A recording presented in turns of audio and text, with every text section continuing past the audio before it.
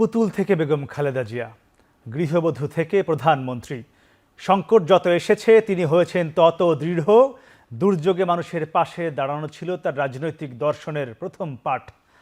আন্দোলন, গণদাবির প্রতি নিষ্ঠা কিংবা দলীয় নেতৃত্বে নিরলস পরিশ্রম, সব মিলিয়ে খালেদা জিয়া হয়ে ওঠেন বাংলাদেশের রাজনীতির সবচেয়ে বলিষ্ঠ কণ্ঠস্বর।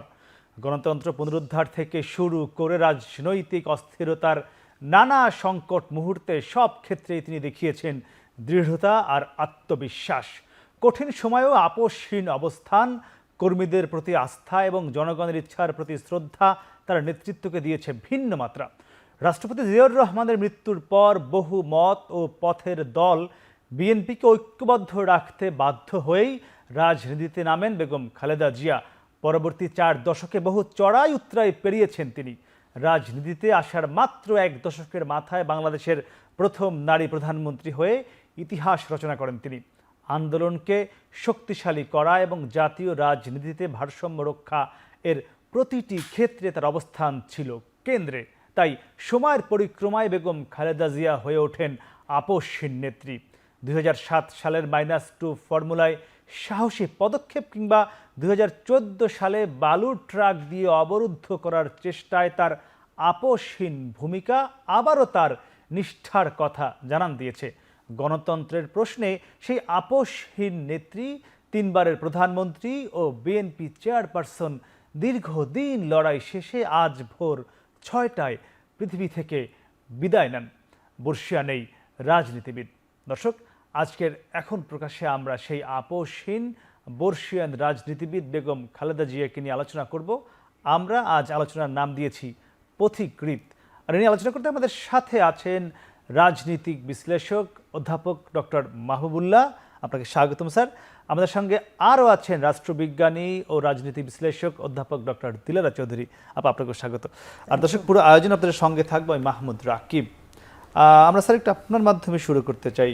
আজকে বাংলাদেশের জন্য একটি অন্তিম দিন। আমরা বাংলাদেশের বলা যায় যিনি ছিলেন শক্তিশালী রাজনীতিবিদ, আপোষহীন নেত্রী যাকে বলা হয় রাজনীতির ভাষায়, তাকে আজ বাংলাদেশ হারালো। কে বেশি ক্ষতি হলো, বাংলাদেশ নাকি বিএনপি? ক্ষতি হয়েছে সর্বাগ্রে বাংলাদেশের এবং তার পাশাপাশি বাংলাদেশ জাতীয়তাবাদী দলের। তিনি বাংলাদেশ জাতীয়তাবাদী দলের চেয়ারপারসন ছিলেন। শহীদ প্রেসিডেন্ট জিয়াউর রহমানের শাহাদাতের পর আপনি বলেছেন দলটা যখন বিশৃঙ্খলায় পড়ে গিয়েছিল, ঠিক সেই সময় তিনি এগিয়ে এসেছিলেন এবং এই দলের দায়িত্ব নিজ স্কন্ধে তুলে নিয়েছিলেন। এবং তার এই তুলে নেওয়ার ফলেই বাংলাদেশ জাতীয়তাবাদী দল একটা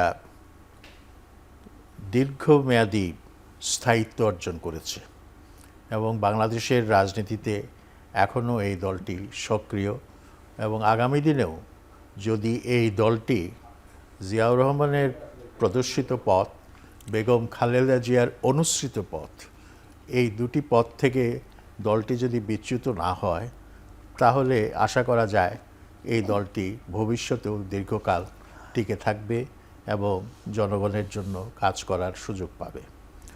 বেগম খালেদা জিয়ার মৃত্যুতে আমরা একজন অভিভাবক হারা হলাম। কিভাবে এই কথাটা বলবো জানি না। তিনি অসুস্থ হওয়ার পর এবং গৃহবন্দী হওয়ার পর সক্রিয় রাজনীতি করতে পারেননি, কিন্তু যখনই সুযোগ পেয়েছেন বিভিন্নভাবে তিনি আকারে ইঙ্গিতে নানাভাবে দলকে সঠিক পথে রাখার চেষ্টা করেছেন। বিশেষ করে 24 জুলাই অভ্যুত্থানের পর যখন এখানে তত্ত্বাবধায়ক একটা ইন্টারিম গভর্নমেন্ট আসলো, অন্তর্বর্তীকালীন সরকার আসলো, এক পর্যায়ে দেখা গেল যে বাংলাদেশ জাতীয়তাবাদী দল এই অন্তর্বর্তীকালীন সরকারের তীব্র সমালোচক হয়ে উঠেছে। তিনি নেতৃবৃন্দকে তার বাসায় ডাকলেন এবং তারা সবাই সেখানে গেলেন। তিনি শুধু একটা বাক্য বললেন, এই সরকারের বিরোধিতা করে বিএনপির কী লাভ। তারপর থেকে কিন্তু দেখা গেল যে বিএনপির স্থায়ী কমিটির সদস্যবৃন্দ যারা আছেন তারা কিন্তু সরকারের সমালোচনা অনেক কমিয়ে দিলেন, সহযোগিতা শুরু করলো, দূরত্ব অনেক হ্রাস পেল, যার পরিণতিতে আমরা দেখলাম যে ইন্টারিম সরকারের যে প্রধান ডক্টর মোহাম্মদ ইউনূস তার সঙ্গে লন্ডনে তারেক জিয়ার বা তারেক রহমানের বৈঠক হয়েছে। তো এই রকম জাতির সংকটকালে বা জাতি যখন বেপুথ হয়ে পড়ে, পথ হারিয়ে ঘুরপাক খেতে থাকে, ঠিক সেরকম মুহূর্তে বেগম খালেদা জিয়ার একটি উচ্চারণ জাতিকে আবার সঠিক পথে নিয়ে আসার জন্য যথেষ্ট। আজকে দুঃখ ভারাক্রান্ত চিত্তে শোকাবিহূতভাবে বলতে হচ্ছে, আমরা এতিম হয়ে গেলাম, আমরা অভিভাবক হারা হয়ে গেলাম, একদম, এবং জাতির জন্য এটা একটা বড় ক্ষতি। তিনি, আপনি উল্লেখ করেছেন যে বর্ষিয়ান নেত্রী, তবে আমি মনে করি না এই ৮০ বছর বয়সেই তার পৃথিবী থেকে বিদায় নেওয়ার সময় এসেছিল। সবই আল্লাহর ইচ্ছায় হয়, তারপরেও মানুষ তো অনেক বছর বেঁচে থাকে। মাহাথির মোহাম্মদ এর চেয়ে অনেক বেশি বছর বেঁচে আছে। আরও অনেক নেতা অনেক দীর্ঘকাল আয়ু পেয়েছেন এবং দেশের জন্য কাজ করেছেন।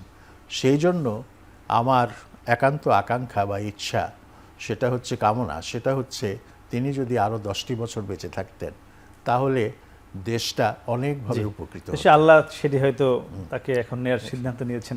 আপনি একটু আপনার কাছে যেতে চাই, আমরা শুনছিলাম স্মৃতিচারণ শুনছিলাম, কিংবা কার ক্ষতি হলো, কার বাংলাদেশ নাকি বিএনপি।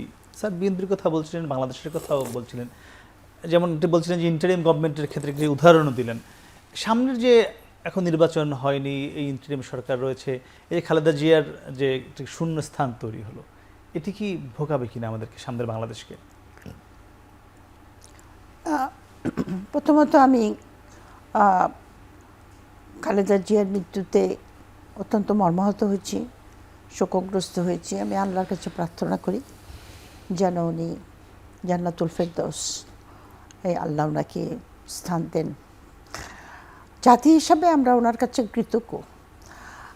কৃতজ্ঞ এই কারণে যে আপনার যে কথাটা ডক্টর মাহবুবুল্লাহ বলেছেন যে বাংলাদেশের সার্বভৌমত্ব এবং স্বাধীনতার প্রতি তার ছিল দৃঢ় বিশ্বাস, এবং জাতিকে উনি সেই বাণীটা বারবার দিয়েছেন, যার জন্য ওনার এত পপুলারিটি, যেটা ওনার স্বামীরও বক্তব্য ছিল, শহীদ প্রেসিডেন্ট জিয়াউর রহমান। জিয়াউর রহমান মানুষের হৃদয়ে এখনও, বাংলাদেশের মানুষের হৃদয়ে এখনও জাগ্রত ওই একটাই কারণে যে উনি আধিপত্য বিরুদ্ধের কথা বলেছেন এবং সার্বভৌমত্বের কথা বলেছেন। তো আপনি যে প্রশ্নটা করলেন সেই প্রশ্নটার উত্তর দেওয়ার আগে আমি একটু স্মৃতিচারণ করব, কারণ আপনি প্রথমেই বলেছেন পুতুল থেকে রাজনীতিবিদ হয়ে আসা। আমি কিন্তু ওনাকে পুতুল অবস্থায় দেখেছি 1978-এ প্রেসিডেন্ট জিয়াউর রহমানের বাসায় আমাদেরকে নেমন্তন্ন করেছিলেন, আমার হাজব্যান্ড আর আমাকে। দুবার আমরা গেছি।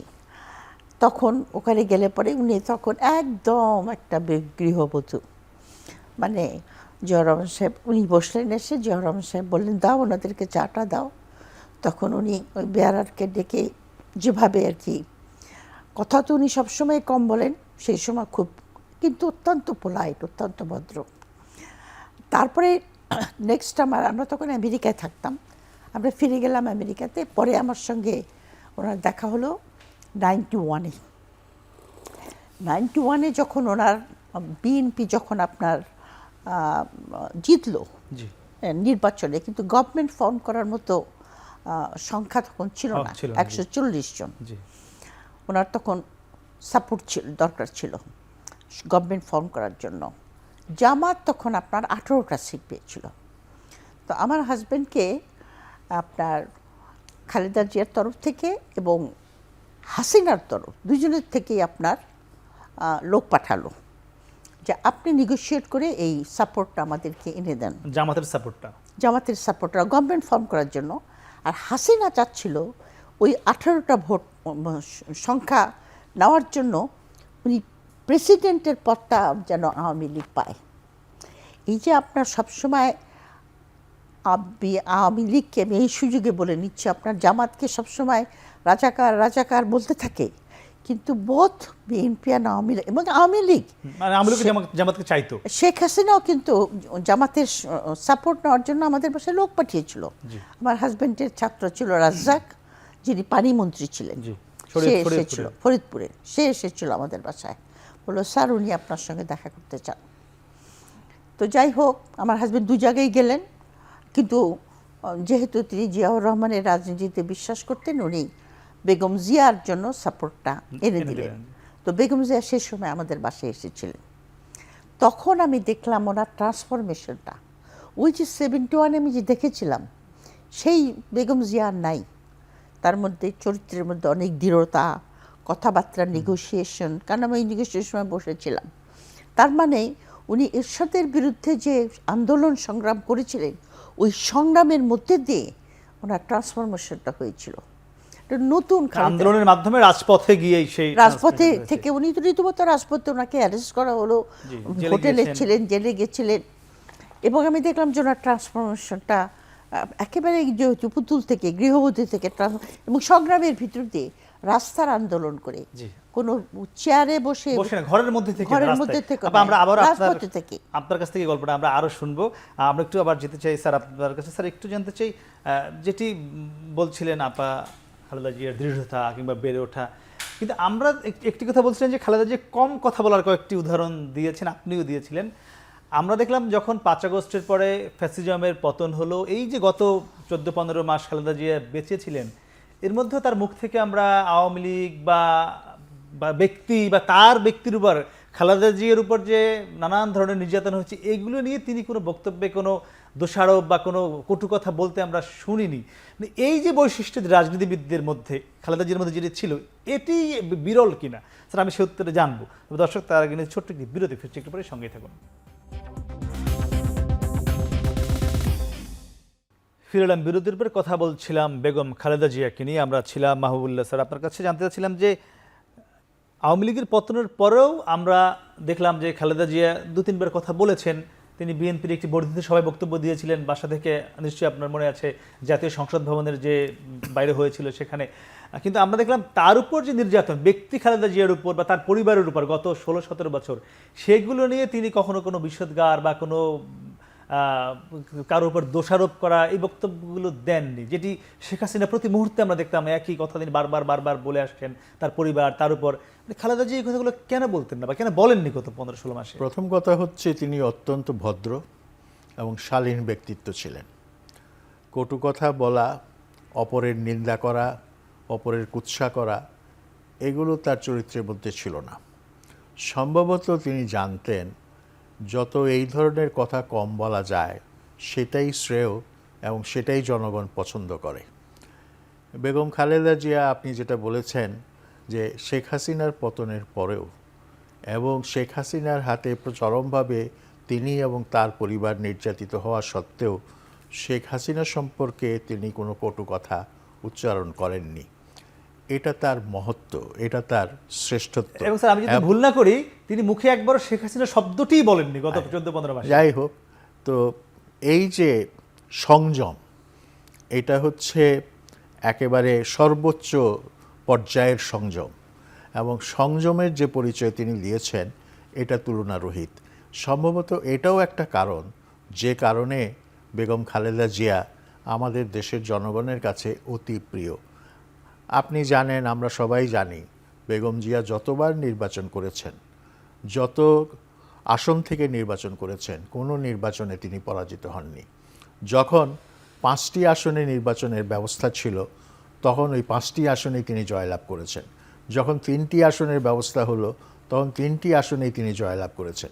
এবং এই আসনগুলো কিন্তু বাংলাদেশের কোনো নির্দিষ্ট অঞ্চলভিত্তিক নয়, এগুলো দেশে ছড়িয়ে ছিটিয়ে ছিল। এতে বোঝা যায় যে দলের ঊর্ধ্বেও বেগম খালেদা জিয়া এক ধরনের গ্রহণযোগ্যতা অর্জন করেছিলেন, যেটা তাকে দলীয় নেতা থেকে জাতীয় নেতায় বরিত করে নিয়েছিল।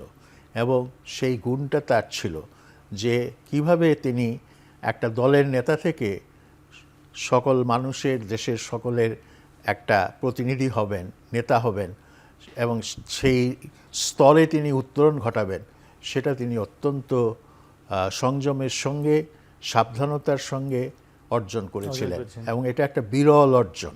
এটি সচরাচর দেখা যায় না। আমরা একটু যেতে চাই আবারও দিলুরা চৌধুরী আপা আপনার কাছে। খালেদা জিয়ার যে দর্শন কিংবা জিয়াউর রহমানের যে দর্শন, এখন বিএনপি তারেক রহমান দেশে ফিরে এসেছেন, তাদেরই সন্তান, তিনি ভারপ্রাপ্ত চেয়ারম্যান আছেন, হয়তো নিশ্চয়ই খুব শিগগিরই পূর্ণাঙ্গ দায়িত্ব পাবেন, তিনি ভারমুক্ত হবেন। এই বিএনপি কতটা খালেদা জিয়ার দর্শনকে ধরে রাখতে পারছে বা পারবে বলে আপনি মনে করছেন? না, প্রথমত আমি ওনার সংযমের কথাটা যেটা বলেছেন, উনি যে সংযমটা দেখেছেন এটা কিন্তু আপনারা যে কটু কথা বলেনি, এটা কিন্তু বাংলাদেশের ঘরে ঘরে লোকে আলাপ করে যে আপনার এত গালাগালি করেছে শেখ হাসিনা ওনার চরিত্র নিয়ে, ওনার সব কিছু নিয়ে। তো এটা তো ঘরে ঘরে লোকে আলোচনা করে। এমনকি আমার যে মেইন, সে আজকে সকালবেলা বলছিল উনি তো কোনোদিন গালাগালি করে নাই, আর উনি মারা গেছেন ওই হাসিনার দোষী। মানে জনগণ সব জিনিসই বুঝতে পারে, বলতে হয় না। তো আপনার প্রশ্নের উত্তর দেওয়ার জন্য যেটা বলছি আমি, সেটা হলো যে জিয়াউর রহমান সাহেব যে রাজনীতিটা ইন্ট্রোডিউস করেছিলেন বাংলাদেশি জাতীয়তাবাদ, উনি আমাদেরকে একটা, জিয়াউর রহমান সাহেব একটা নতুন দিক নির্দেশনা দিয়েছিলেন বাংলাদেশের জন্য।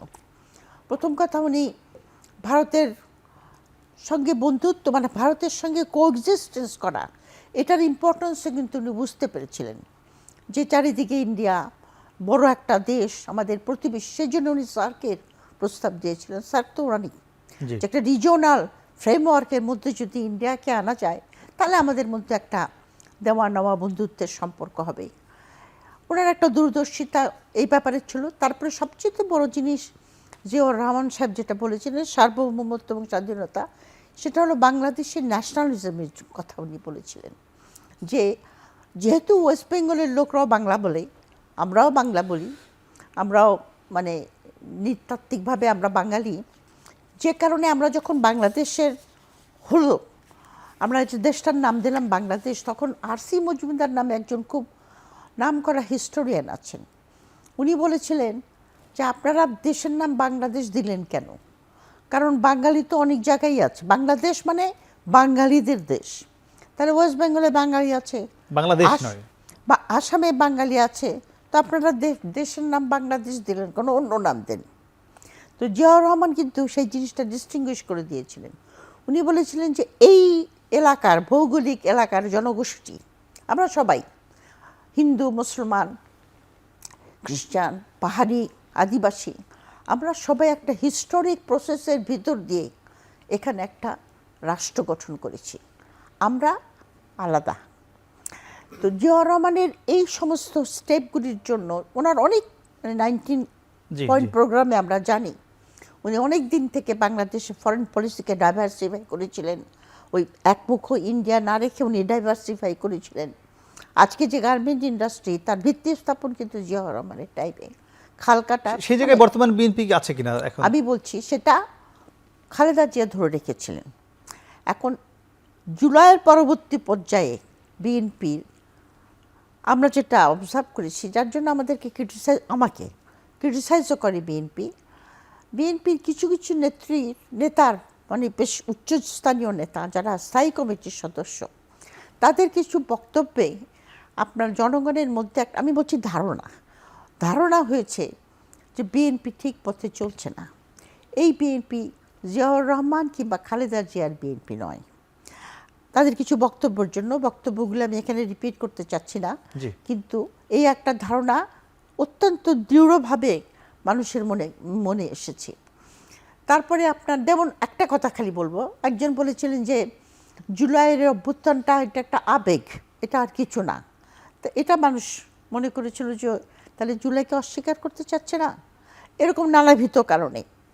সেই জন্য আপনার এই বিএনপির যখন তারেক রহমান সাহেব এটার দায়িত্ব নেবেন, ওনার আমার বিশেষত আপনার রিসেন্টলি আনন্দবাজার পত্রিকায় একটা নিউজ এসছে না, সেই নিউজটা তো বিএনপি কিন্তু করে নাই, প্রোটেস্ট করে নাই, প্রতিবাদ করে নাই। তো এখন তারেক রহমান সাহেবের আমি মনে করি যে উনি দায়িত্ব নেওয়ার পরে ওনার প্রধান কাজ হবে এই যে ধারণাটা মানুষের মনে জন্মেছে, সেটাকে দূরীভূত করা। খালেদা জিয়া বা জিয়াউর রহমানের যে দর্শন, সেখান থেকে সরে যাওয়ার যে একটি ধারণা, লোকে মনে করে যে মনে করে সরে গেছে, সেটি আগে ফিরিয়ে আনাটা। সেটা ঠিক বলে না যে ঠিক ট্র্যাকে নিয়ে আসা। জি জি, একদম বুঝতে পেরেছি। স্যার, আপনিও কি তাই মনে করেন কিনা, যেটা আপা বললো যে খালেদা জিয়া বা জিয়াউর রহমানের দর্শন থেকে বিএনপি সরে যাচ্ছে, এটি সাধারণ মানুষ মনে করে, এটি আপা বলছেন, আপনি কি সেটি মনে করেন কিনা বর্তমান বিএনপি নাকি সেই দর্শনে আছে? স্যার আমি শুনবো। দর্শক, তার আগে আবার ছোট্ট একটি বিরতি ফিরছি, একটু পরে সঙ্গেই থাকুন। ফিরলাম বিরতির পরে, কথা বলছিলাম বেগম খালেদা জিয়াকে নিয়ে। আমাদের আলোচনার বিষয় হলো পথিকৃৎ।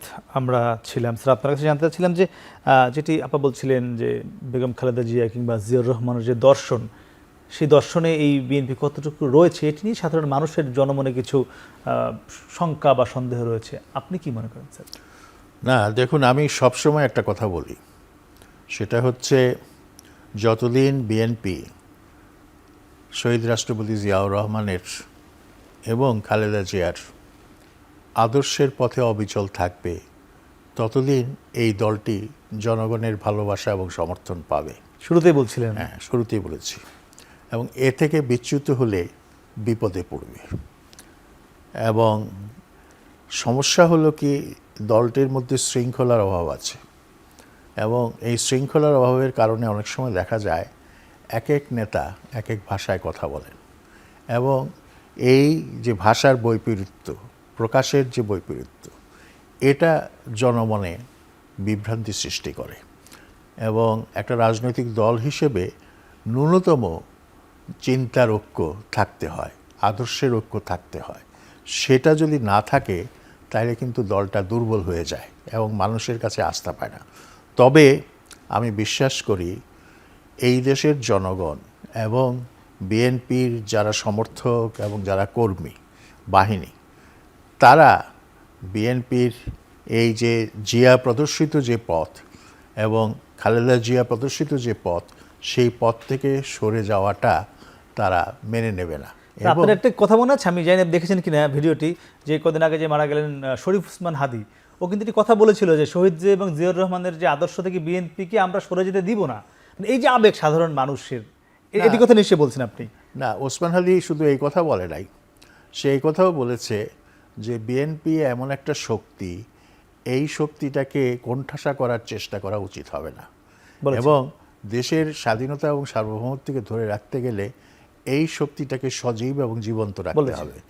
এবং আমরা যদি চাই যে আমাদের দায়িত্ব কি, যারা বুদ্ধিবৃত্তিক চর্চা করি, আমাদের দায়িত্ব হচ্ছে আমাদের জাতীয় পরিচয়, আমাদের আত্মপরিচয়, আমাদের স্বাধীন অস্তিত্ব, আমাদের পৃথিবীর বুকে মর্যাদার সঙ্গে মাথা উঁচু করে দাঁড়ানো, এইগুলোর প্রশ্নে আমরা যেন কথা বলি।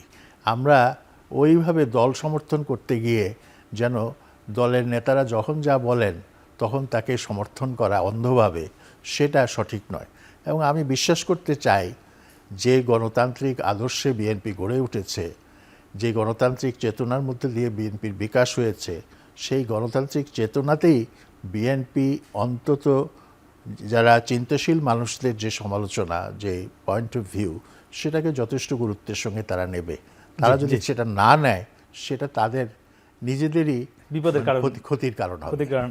আপনি একটু জানতে চাই, এটি স্যার যে কথাটা বলছেন গুরুত্বপূর্ণ একটি কথা, যে নেতার কথাকেই মেনে নেয়। আমাদের যদি বলি, আমাদের সমাজের যারা সুশীল সমাজ আমরা বলি, সব বুদ্ধিজীবীরা যাদেরকে আমরা বলি, এটি আমরা দেখে আসছি।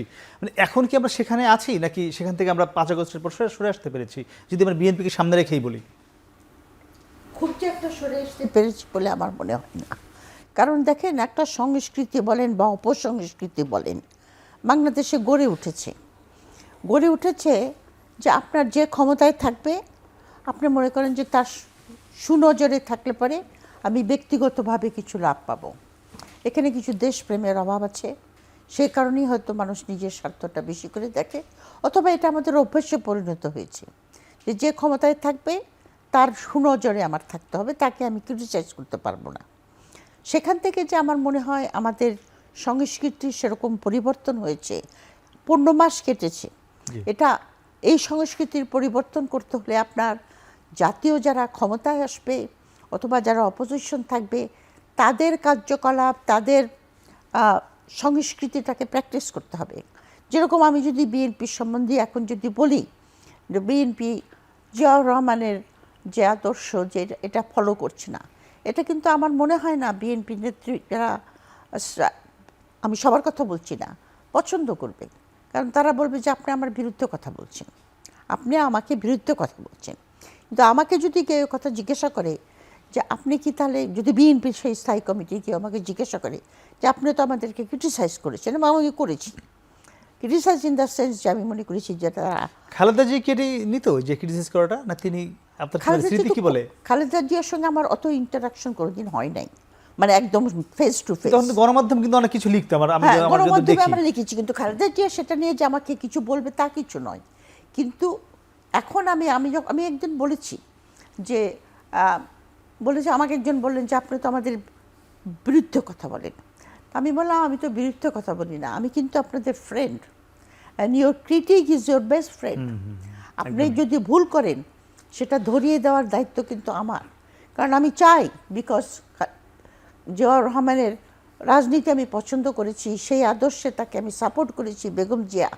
তো আমি যদি মনে করি যে আপনারা ভুল করছেন, আমি সেটা বলবো, কিন্তু সেটা টলারেট করার বা গ্রহণ করার সেই জাতীয় মানসিকতা এখনো তৈরি হয় না, এটা সময় লাগবে। জি, সেটি স্যার বলছিলেন। স্যার, আমরা একটু আপনার কাছে আরেকবার যেতে চাই। আপনার কাছে কি মনে হয়, আমরা যদি ব্যক্তি খালেদা জিয়ার হিসেবে যাই, তার জীবনের সবচেয়ে তিনি দেশের জন্য হয়তো তার ব্যক্তির চেয়ে দেশকে প্রাধান্য দিয়ে কঠিন সিদ্ধান্ত কোনটি নিয়েছিলেন? আপনার নিশ্চয়ই তার সঙ্গে অনেক আপনার স্মৃতি রয়েছে, রাজনৈতিক বুদ্ধি পরামর্শ আমরা জানি, সেখান থেকে একটু জানতে চাইবো। তবে দর্শক, তার কাছে আমরা ছোট্ট একটি বিরতি, ফিরছি একটু পরে, সঙ্গে থাকুন।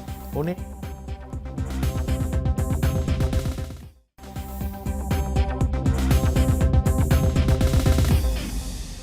ফিরলাম বিরতির উপরে, কথা বলছিলাম বেগম খালেদা জিয়াকে নিয়ে। আমরা ছিলাম ডক্টর মাহবুবুল্লাহ। স্যার, আপনার কাছে জানতে চাচ্ছিলাম যে আপনার দেখা মতে খালেদা জিয়ার সবচেয়ে জীবনের কঠিন কিন্তু সেরা সিদ্ধান্ত কোনটি মনে হয়েছিল?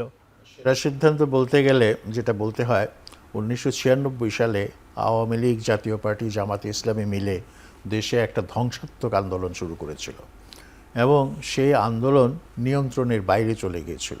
চট্টগ্রাম বন্দর অচল হয়ে গিয়েছিল, দেশের অর্থনীতির যে চাকা অচল হয়ে গিয়েছিল।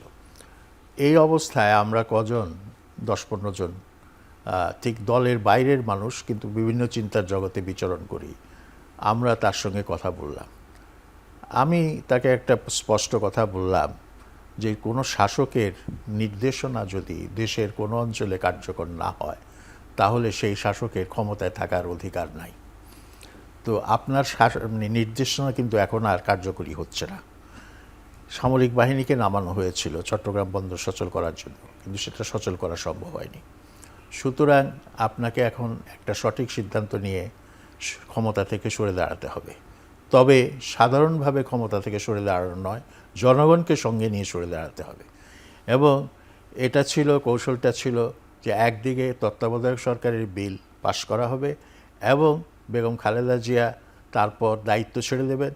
দায়িত্ব ছেড়ে দিয়ে সঙ্গে সঙ্গে তাৎক্ষণিকভাবে পল্টনে এসে জনগণের সঙ্গে মিলিত হয়ে তার রাজনীতি, তার আদর্শ, তার কৌশল, এইগুলো কর্মসূচি, এগুলো জনগণের কাছে ব্যাখ্যা করবেন। এবং সেদিন ব্যাপক জনসমাগম হয়েছিল, এবং তাতে মনে হয়েছিল বিএনপি কিন্তু জনবিচ্ছিন্ন হয়ে পড়েনি। দ্বিতীয় দিনেও কিন্তু আবার একই জায়গায় আরও বড় জনসভা হয়েছিল। এই যে politics is an art of compromise, যে কথাটা আমরা অনেক সময় বলি, এই আপোষহীন নেত্রীও কিন্তু রাষ্ট্রের প্রয়োজনে, দেশের প্রয়োজনে বা জনগণের প্রয়োজনে ছাড় দিতে তিনি চিন্তা করেন নাই। ছাড় দিতে আপোষ করেননি জনগণের স্বার্থে। জি স্যার, ধন্যবাদ। একটু আপনার কাছে জানতে চাই, এই যে এবার আমরা যদি বলি 2006 সালের পর থেকে এই 2025 বিএনপি ক্ষমতার বাইরে, এখানে কি খালেদা জিয়ার কখনো আপনার মনে হয়েছে সিদ্ধান্ত নেওয়ার ক্ষেত্রে আরও কোনো কঠিন সিদ্ধান্ত নেওয়া যেত দেশের স্বার্থে? খালেদা জিয়ার সিদ্ধান্তের ব্যাপারে একটা জিনিস হয়েছিল, যেখানে এটা আমি 2014 সালের যে নির্বাচন, সেই নির্বাচনে উনি কিন্তু, খালেদা জিয়া কিন্তু আপনার, যেটা আমি ইদানিংকালে দেখি না, কিন্তু খালেদা জিয়া কিন্তু আপনার ওই একাডেমিকদের সঙ্গে আলাপ করতেন। উনি দেখেছিলেন, আমি সেই মিটিংয়ে ছিলাম, তালুকদার মনিরুজ্জামান বলে একজন নামকরা পলিটিক্যাল সায়েন্টিস্ট, উনি মারা গেছেন, উনিও ছিলেন, আরও কেউ কেউ ছিল আর কি। তো ওইখানে আমরা যারা একাডেমিক ছিলাম, আমরা বলেছিলাম যে আপনি নির্বাচনে যান, নির্বাচনে যাওয়াটাই, কারণ স্পেসটা নাহলে ছেড়ে দেবে আর কি। কিন্তু যারা ওনার কর্মী, যারা ওনার কলিগ, তারা ছিল যে আমরা আন্দোলনে যাব। উনি কিন্তু সিদ্ধান্ত ঠিকই করেছিলেন, সিদ্ধান্ত উনি কিন্তু আমাদের সঙ্গে দিতে চেয়েছিলেন যে নির্বাচনে যাওয়া উচিত, কিন্তু যেহেতু পার্টির একটা সিদ্ধান্ত ছিল সেখানে উনি পার্টির সিদ্ধান্তটা মেনে জোট নিয়েছিলেন। ছিল তখন। হ্যাঁ, মেনে নিয়েছিলেন এবং আন্দোলনে গেছিলেন।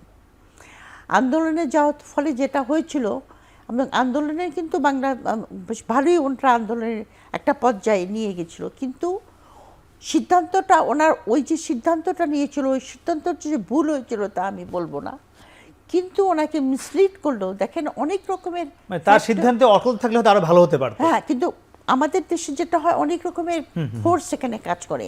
সেখানে যে আমেরিকান অ্যাম্বাসেডার তিনি ইন্টারফেয়ার করলেন, ড্যান মোজেনা ছিল, জি, ড্যান মোজেনা তিনি ছিল। বললেন যে তোমরা আন্দোলন থামাও, আমরা একটা মিড টার্ম ইলেকশন অ্যারেঞ্জ করে দিব হাসিনাকে দিয়ে, এবং হাসিনা বলেও ছিল যে মিড টার্ম ইলেকশনে আমি যাব। কাজে সিদ্ধান্তের ব্যাপারে ওনার যে নিতেন একটা জিনিস যেটা ছিল, যাবো, শেষ করবো আমরা। একটা গাট ফিলিং ছিল। এই গাট ফিলিং থেকে উনি অনেক সিদ্ধান্ত নিতেন যেগুলি পলিটিক্যালি কারেক্ট ছিল।